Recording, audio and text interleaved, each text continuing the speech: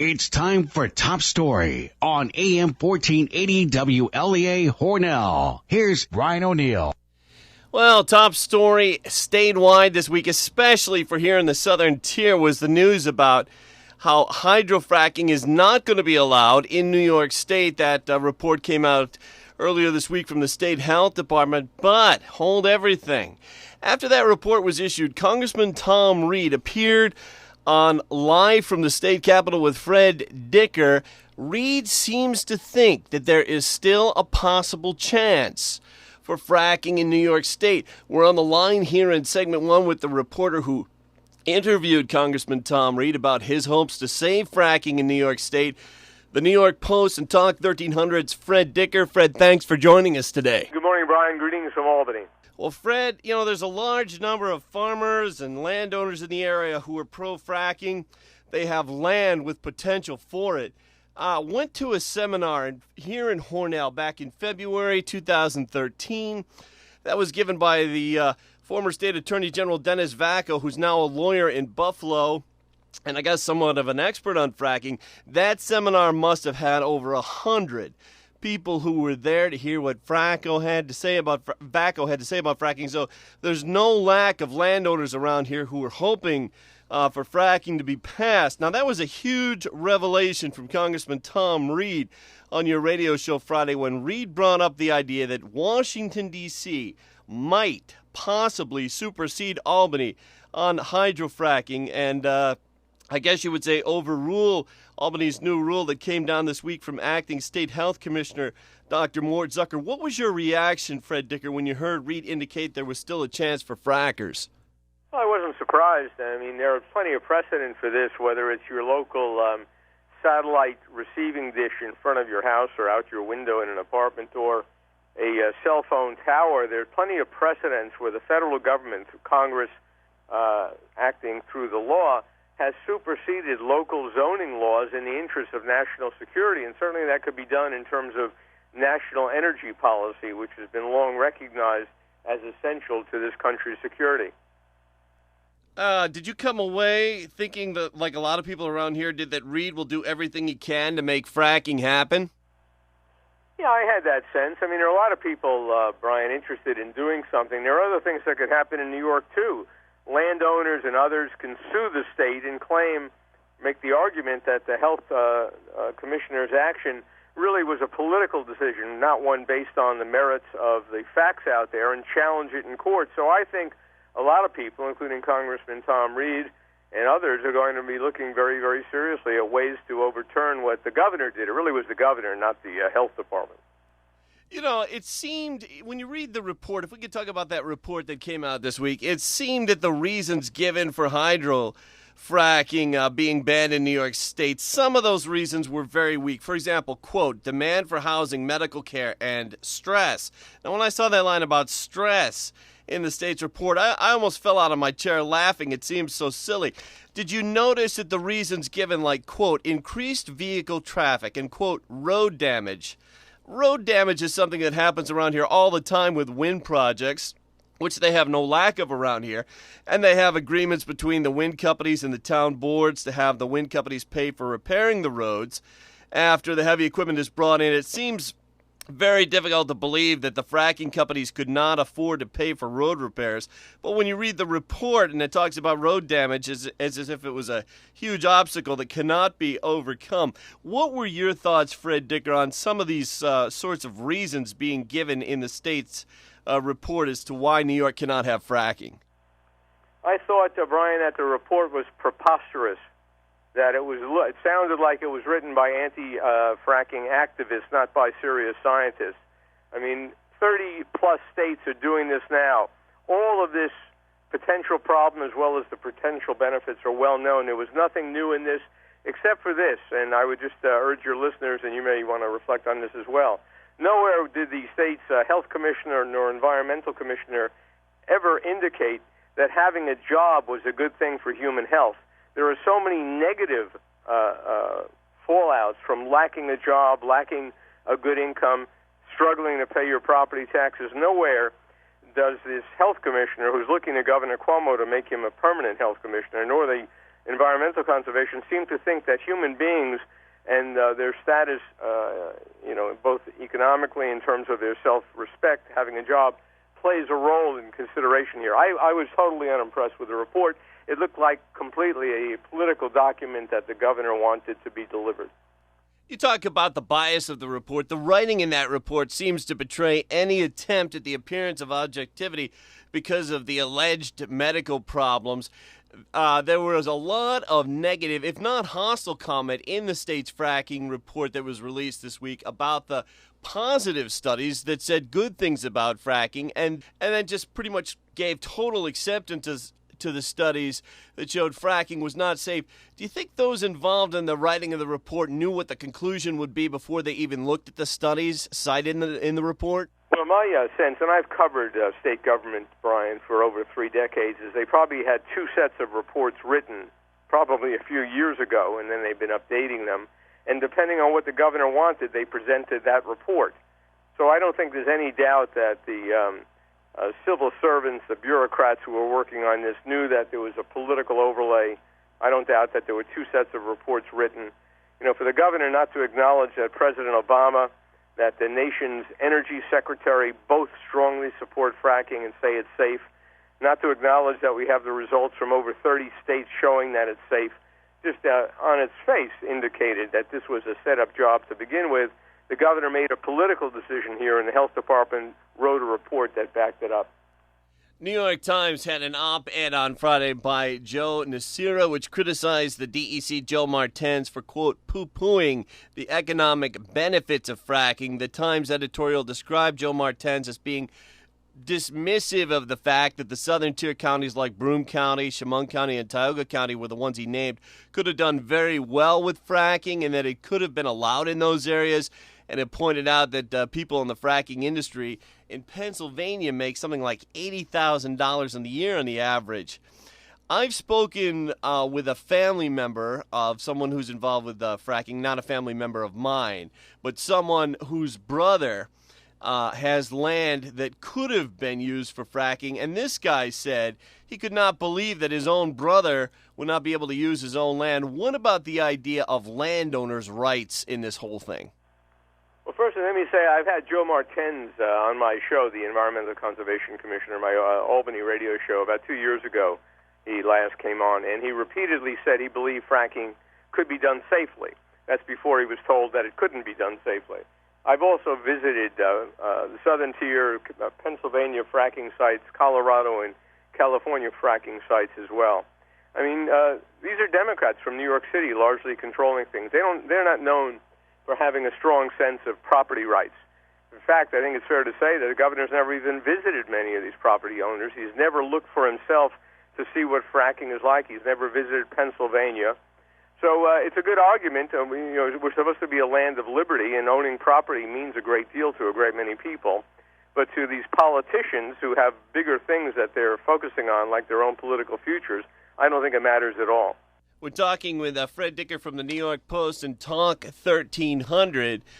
After I heard that segment, Fred, on your show with Congressman Tom Reed, I called up former State Senator George Winter. He's an attorney in Elmira and an expert on New York State constitutional law. And I said to him, Senator, did you hear what Reed said on Live from the State Capitol with Fred Dicker? Winter said yes.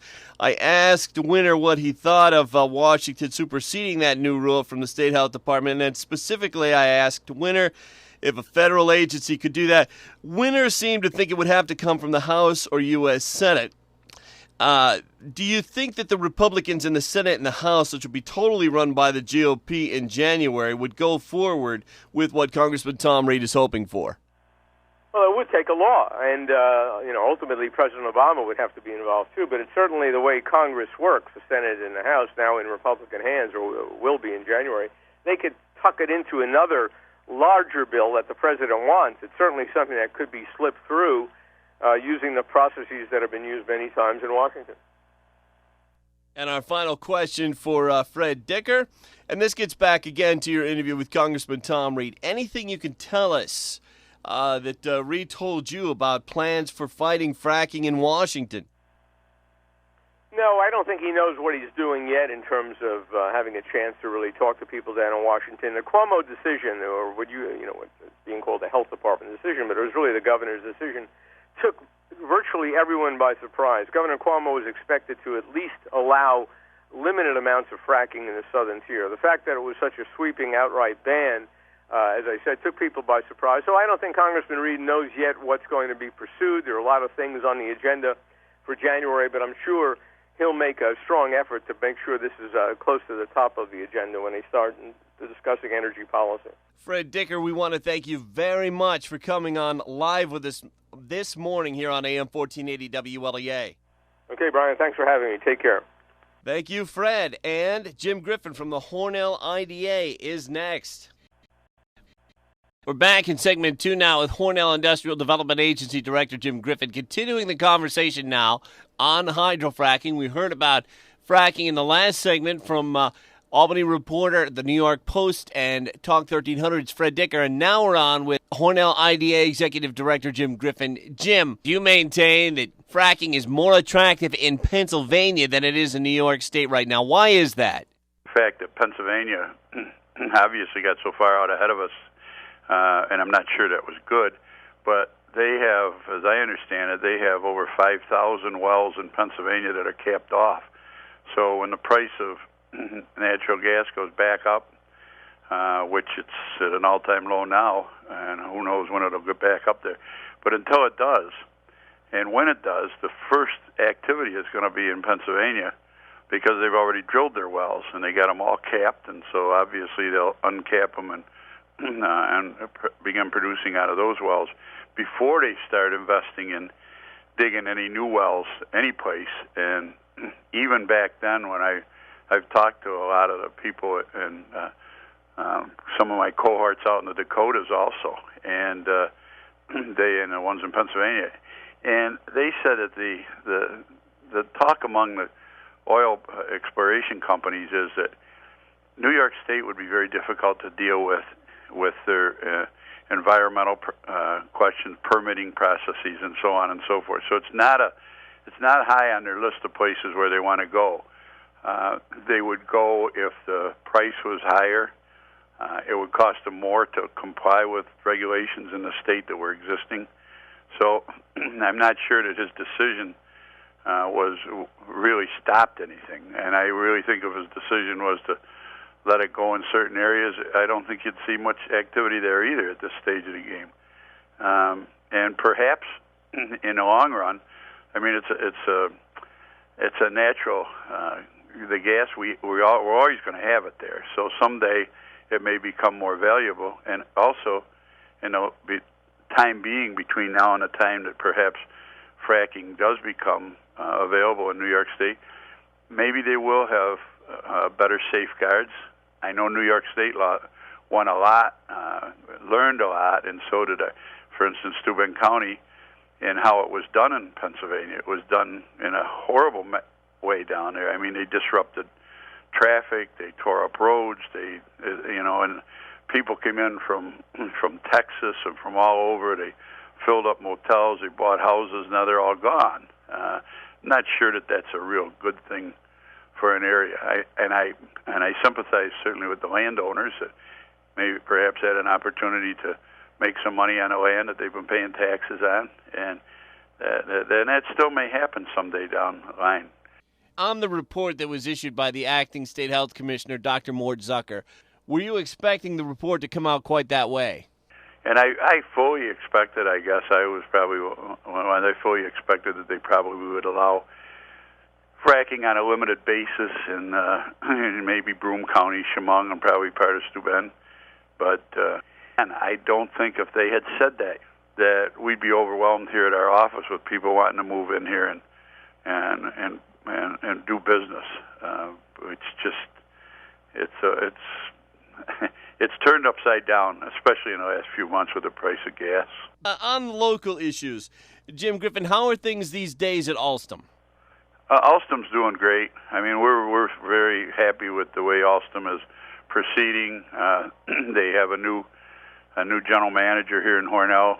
He just took over the last 2 weeks. An outstanding person that he was here before. He's moved over from France to here.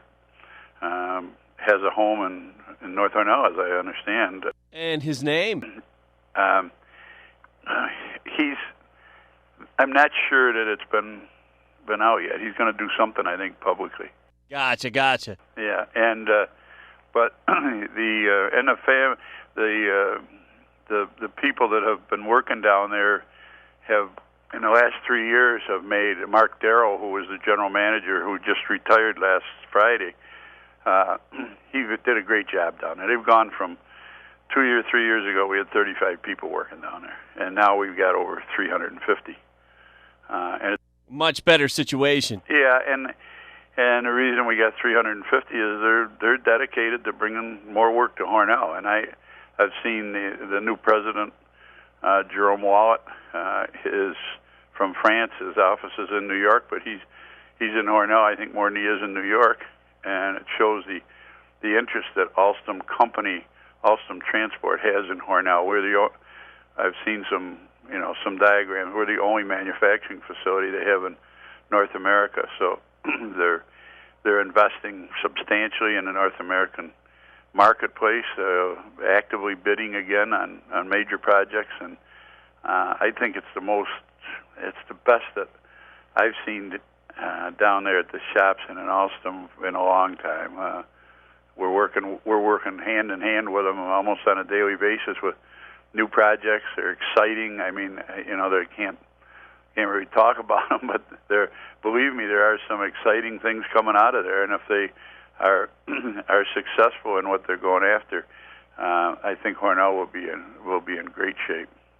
Sounds good, Jim. Are there any other industrial development agency projects in the works that you'd like to share with us now? The answer to that usually is no.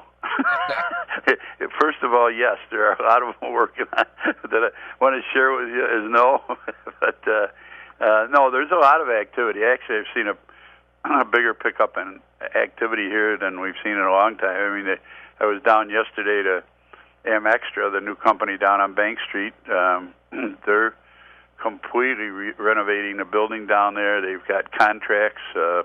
They've moved some heavy machinery in that came over from Germany. He's hired people. I think he's got 4 or 5 on his payroll already. He's only been there a month and a half. And I was up to Tri-Keenan Tile yesterday, and Tri-Keenan is doing well. They're going to be hiring. They put on a third shift up there.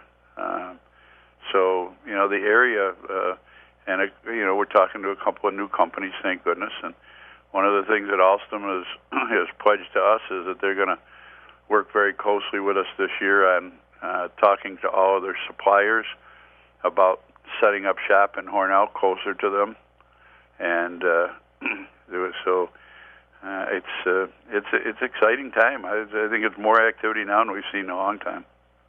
That's great. Final question for you, Jim Griffin. South Yards, anything you can tell us about that project?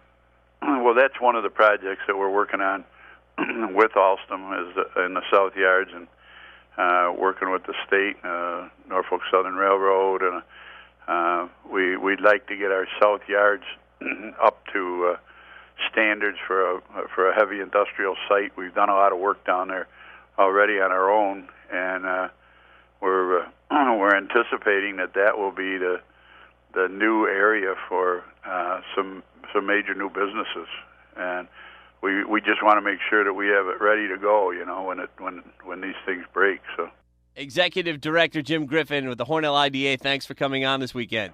Merry Christmas. And Merry Christmas to you too, Jim, and our thanks to Albany reporter Fred Dicker for coming on in segment 1. I'm Brian O'Neill. Stay with us. InfoTrack is next here on AM 1480 WLEA Hornell.